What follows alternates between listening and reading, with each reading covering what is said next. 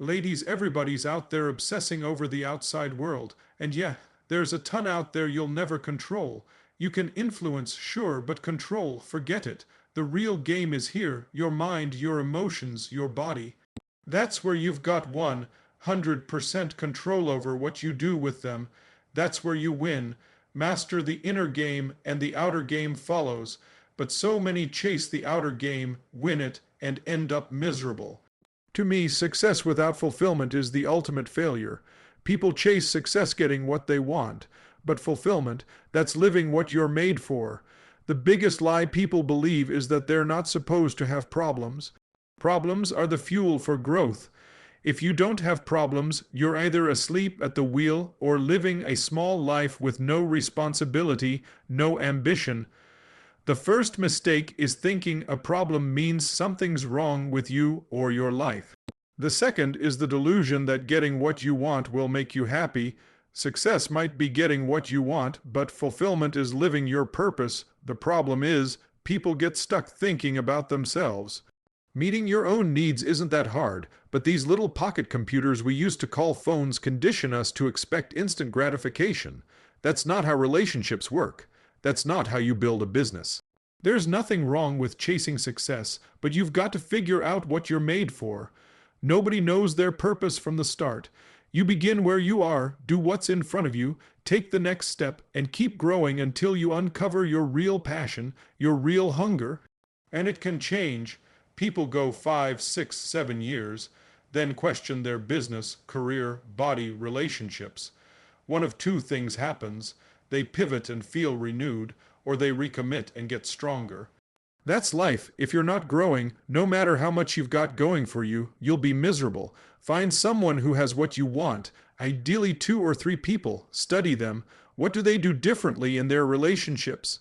What do they believe differently? If it's their body, what's their approach? They're not lucky. They're doing something different. You might be slightly different biochemically, but patterns exist. Instead of learning through trial and error, which can take decades, follow the clues. Success leaves tracks. Study what they do, every detail, then add your own flavor. That's the fast track to transformation. Your growth is the only limit to your happiness. If you're unhappy, you're not growing somewhere, usually where you're blaming others. Sure, people can be unfair, unjust. That happens, but you can't control it. You can't stop it. You've got to become stronger than all of it. Freedom comes from growth, not control. Control is an illusion. You can't control what others think or feel. Not everyone's going to be fair or just, and let's be real, you and I haven't always been fair or just either. It's human nature, but you can make fairness, justice, love, power, service, and growth the dominant patterns in your life. Then life feels great, not because you're great, but because you're on a great path. People scared to speak are stuck in their heads wondering, am I good enough, strong enough? Confidence doesn't come from thinking, it comes from doing. Confidence is tying your shoes. It's Michael Jordan taking 1,000 shots a day, 6 days a week. Look at Jordan, LeBron, or anyone at the top. You think, wow, they're lucky. But study them, and you'll see they're practicing in private to be certain in public. They get rewarded for what they do out in the open. Self-esteem is earned, not given. No amount of praise, being told you're brilliant, beautiful, or a genius, will give it to you if you don't believe it. Someone can call you worthless, and you can use that as fuel to prove them wrong. Self-esteem comes from tackling hard things, knowing you pushed yourself. It's not about bragging or virtue signaling. It's what you know in your soul is true. The key to self-esteem: find something you care about more than yourself. When you're stuck in your head, the mind reduces everything to good or bad, right or wrong. But when you find a cause, your kids, your career, a mission, something you want to bring to the world, you stop obsessing over yourself. Self-esteem issues vanish. You're battling internal and external dragons, but if you keep going, you slay them and become the hero of your own story. You'll have something real to share, not something you read, but something you've lived. And when you do, the next challenge comes. It never stops, but that's what makes life beautiful.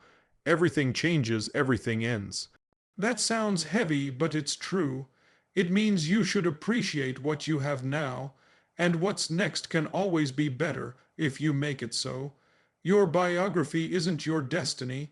What you've been through doesn't matter. What you decide now each day shapes your life.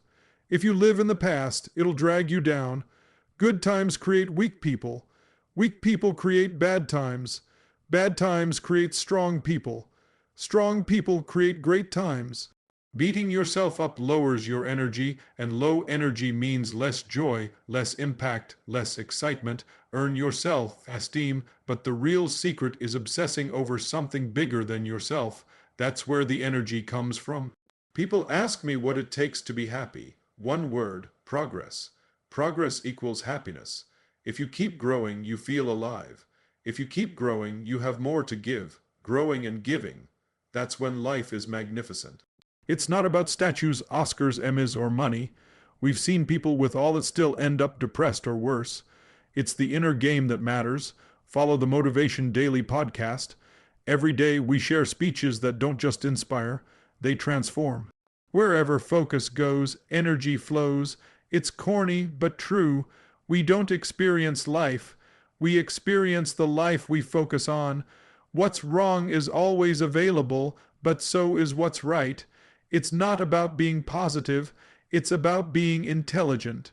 When you're in a negative spiral, believing the world's doomed, you've got to check your focus. You can always find something to be upset about, but you can also find something to be grateful for, which leads to joy. Discipline your disappointments. Don't let them fester. Use what life gives you. You can't be grateful and fearful at the same time.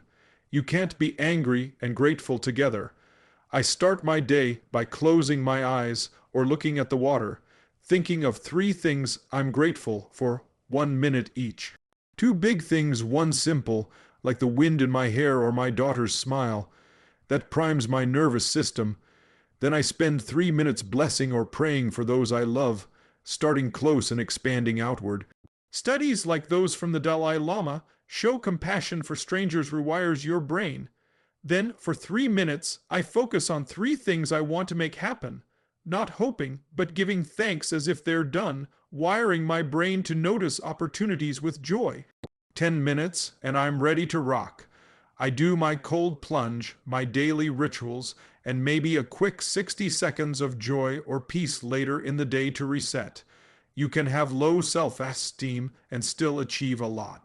The real question is, what do you want? An extraordinary life is won on your terms. For some, it's kids and a white picket fence. For others, it's $1 billion, business or writing poetry.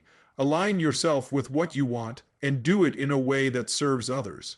That's where meaning comes from, not from self-esteem, praise, or being nice to yourself. I'm tough on myself, but I've learned to celebrate too. Comparing yourself to others senselessly, like watching Steph Curry sink half-court shots, misses the point. He's not lucky. He takes 500 shots a day, 7 days a week for over 15 years. That's 500 shots a week, 168,000 a year too. 52 million in his NBA career. He makes 600 shots in games, not even 0.1% of his practice. You get rewarded in public for what you practice in private. The problem is people don't have something bigger than themselves to serve. That's where my energy comes from. I don't work a day in my life because it's about being in the game, growing, expanding, facing challenges. That's what makes you feel alive. Do I have problems with 105 companies? You bet. But if I thought life should be problem-free, I'd be stressed out. If I was doing it just for me, I'd have quit long ago. Confidence isn't the issue. It's a lack of mission. When you're fighting for something bigger, like saving your child, you'll find answers you'd never find for yourself. The tyranny of how kills dreams. You get excited, then your brain panics. I've never done this. How do I do it? Starting with how screws you. Focus on what and why, not how. Most people major in minor things, knowing more about celebrities than their own body, energy, emotions, business, or career. Master a few key areas: your body for energy, your emotions for impact, your finances to avoid stress, your relationships for connection, your career or mission for purpose, and your spiritual side for depth. Find geniuses in those areas. Read, listen to podcasts, feed your brain with insights, skills, tools. My first teacher, Jim Rohn, said, "What if your worst enemy drops sugar in your coffee? You get sweet coffee. But if your best friend drops one drop of strychnine, you're dead." Life is sugar and strychnine, so guard your mind. Toxic people are only toxic if you give them power. If your mom's critical, see it as her way of showing love. Reframe it, stay in a beautiful state, love her despite her flaws. We all focus on what we have or what's missing. Most people, successful or not, focus on what's missing. That creates drive but not fulfillment. You're stuck in scarcity on a hamster wheel of achievement. Your mind is a tool, not you. Use it or it uses you. Passion is the genesis of genius. With enough passion, you'll find answers others miss. But people burn out, get tired, or take things for granted. The greatest leaders I respect have sustained hunger. Look at Richard Branson, hungry at 68 like he was at 16 starting virgin. Leaders anticipate, losers react. Anticipate, and you seize opportunities. Wait, and you're in trouble. Winter can be brutal, but it's also a time to ski, snowboard, build. Most Fortune 1000 companies, Disney, Exxon, Pizza Hut, FedEx, Apple, started in recessions or depressions. This is your time, but you need a clear head and strong energy. Fear and isolation can drain you, so take back control. I grew up in a rough environment. My mom was a beautiful soul, but alcohol and prescription drugs turned her violent. If she'd been the perfect mother, I wouldn't be the man I am today. I became a practical psychologist young, learning to read her moods, change her state, protect my siblings. It felt like life and death. Those skills gave me certainty I could turn anyone around.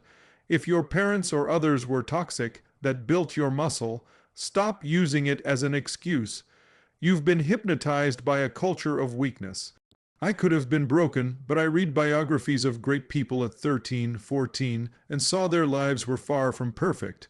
Don't get trapped online whining about toxic people. They're online because they don't have a life. Free yourself.